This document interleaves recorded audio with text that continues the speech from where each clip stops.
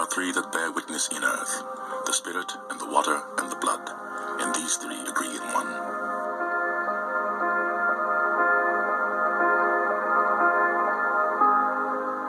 On January 6th, 1982, at 2 o'clock in the afternoon, I broke into a chamber beneath the Calvary Escarpment, north of the city wall of Jerusalem.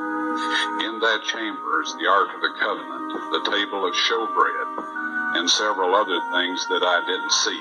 They were covered with animal skins, with boards, and then with stones. We found the cross hole.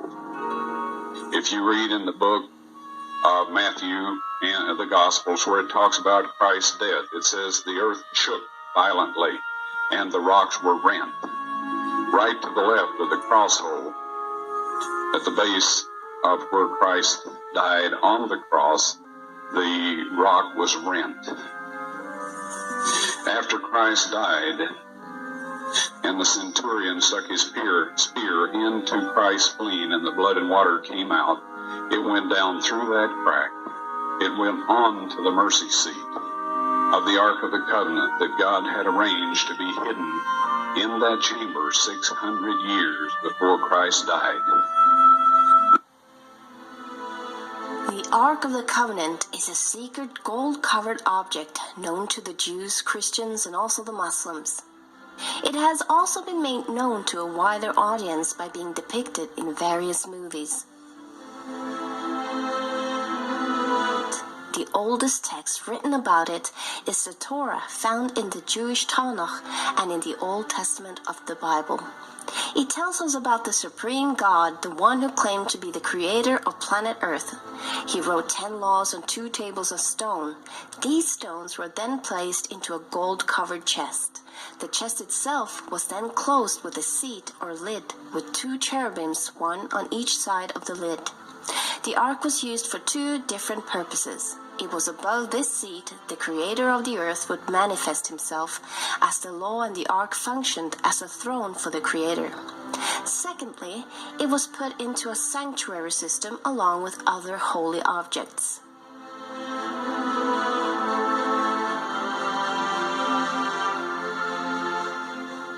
No one was allowed to enter the room that housed the ark, except once every year, where a high priest brought blood into the room and placed the blood in front of the ark and on the seat of the ark. This signified how the people's transgressions against the law in the ark had been brought to justice, by a substitute's blood being brought before the throne.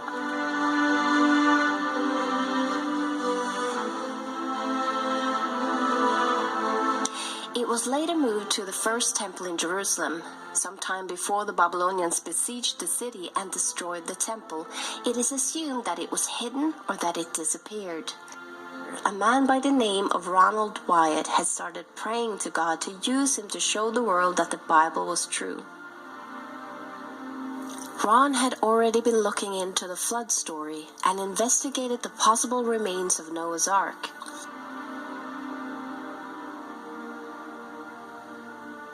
He was also studying the Israel exodus from Egypt and the location where they could have crossed the sea.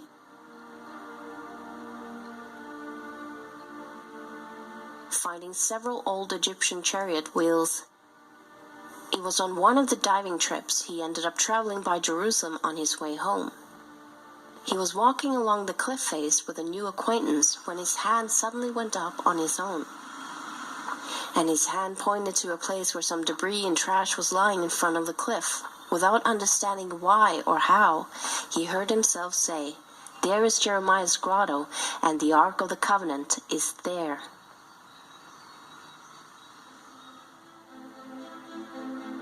He absolutely saw the possibility that the Ark could be hidden beneath, somewhere in these tunnel systems.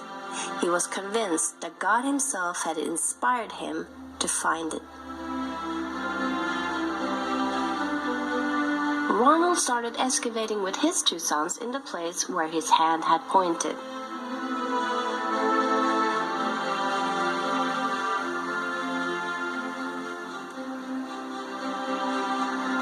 As they started excavating, he quickly found 3 niches in the the cliff face. Ron thought that perhaps they could be niches that were meant to hold signs, coming from the Roman period. After all, Golgotha was close to the main road at the time of Jesus, and this could have been where Jesus was crucified. The well-known quote of Quintilian explains, "Whenever we crucify criminals, very crowded highways are chosen so that many shall see it and may be moved by fear of it, because all punishment does not pertain so much to revenge as to example." Could these niches have been used to put signs in that revealed to the people the crimes the criminals had done? He started thinking that this side of the mountain could have been the place where people were crucified. This time they discovered that they could excavate down between the cliff and the rock, and that the cliff almost formed a roof as they excavated downwards. He found a well-preserved section with a wall and a hewn stone standing horizontally out from the wall in the cliff face.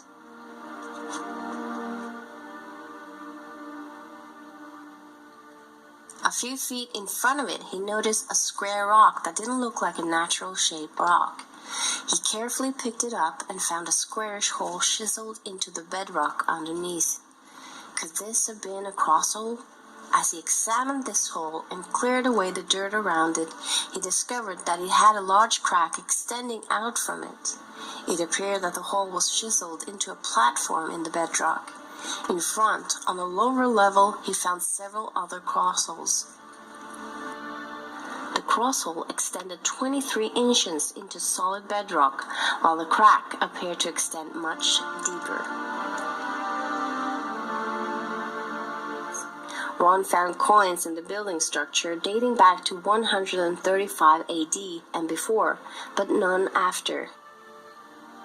Ron and his two sons had worked here over a period of nearly 2 years. They used hammers and chisels, and after a short time, they could see an open space behind. They enlarged the hole so they could get through. While looking around, Ron found a chimney-like passage, and from there, a small tunnel where Ron had to exhale in order to squeeze himself through.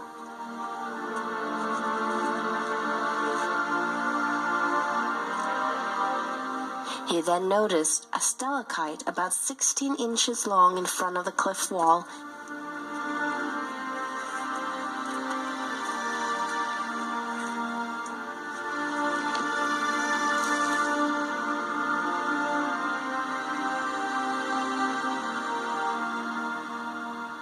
Behind it was a hole, and Ron tried to look through it without any luck.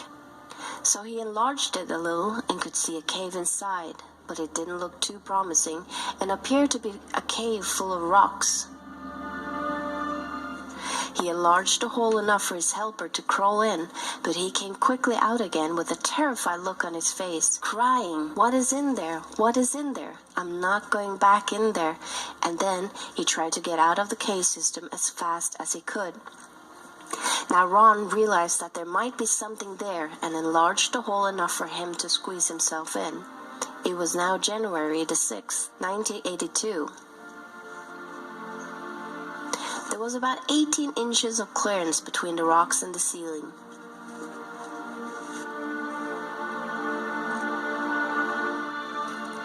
Ron started shining his flashlight down through the rocks to see if there was anything underneath.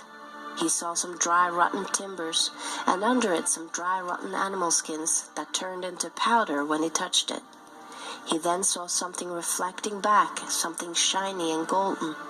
At first he thought it could be the Ark of the Covenant, but when removing the animal's skin, he saw a gold-veneered table with a raised molding around the side, which consisted of an alternative pattern of a bell and a pomegranate.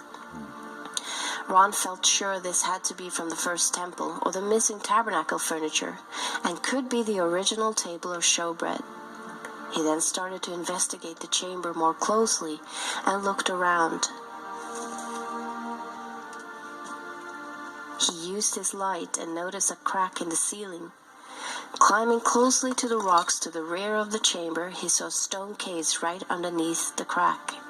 It had a flat stone top which was cracked in two, and a smaller section moved to the side, creating an opening into the stone case. but the top was too close to the ceiling for him to be able to look inside it. He noticed a black substance in the crack above it, and some more of the black substance on the edge of the lid, leading into the box. The crack in the ceiling was directly above the cracked part of the lid, where it was open, and some of the black substance had to have fallen into the case. It was at this time, as Ron recalls, as the instant realization of what had happened here dawned on him, that he passed out.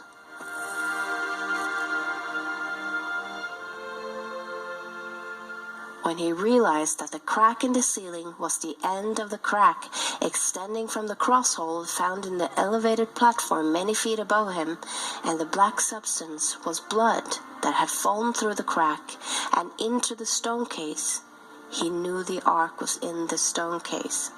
But the most overwhelming realization was that Christ's blood had actually fallen on the mercy seat on the Ark of the Covenant.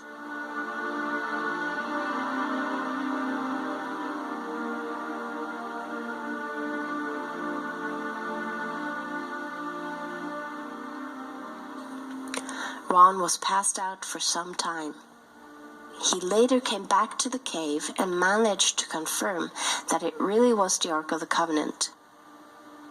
He informed the Israeli government of the discovery, but was told to keep it quiet. But Ron could not stay silent for long. Ron visited the chamber several times and reported that several items were in there in addition to the Ark of the Covenant in the stone case. The 7-branch candlestick holder with their lamps from the original sanctuary, the golden altar of incense, the table of showbread, a golden censer, an ephod, a mitra with an ivory pomegranate on the tip, a brass shekel weight, oil lamps and a brass ring, and a very large sword.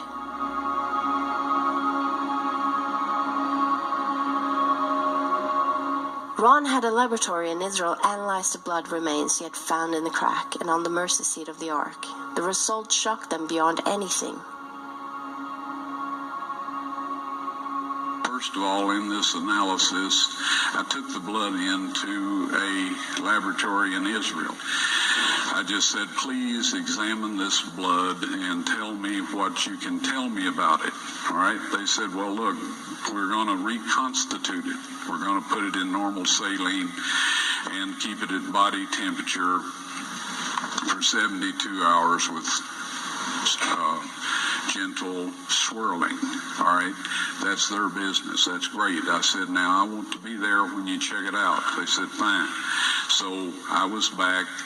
They checked it out. I said, now, they said it's human blood. We can tell that. They did whatever tests they need to do. And then I said, take some of the white blood cells and put them in a growth medium and keep them at body temperature for 48 hours. And they said, well, that'll do no good because it's dead blood. I said, would you please do that for me? And they said, okay, we'll do it.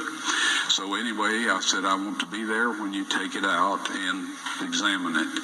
So I was back there. They took it out, examined it under a microscope, and the one technician called the other one over there, and then they called the boss over there, and they were talking Hebrew a mile a minute there for a little bit, and they looked at me and they said, Mr. Wyatt, this human blood only has 24 chromosomes in it. Everybody else has 46. You see, 23 from your mother, 23 from your father, 22 autosomes from your mother, 22 autosomes from your father. You get an X from your mother, you may get an X or a Y from your father, all right? This blood had 23 chromosomes from the mother's side, one Y chromosome only. You see, the child could not have developed if they hadn't had the autosomes from the mother. So all of his physical characteristics were determined by his mother's side of the family, her autosomes. His maleness was determined by this one Y that came from the source, not a human male. Then they said, this blood is alive. And then they said, whose blood is this?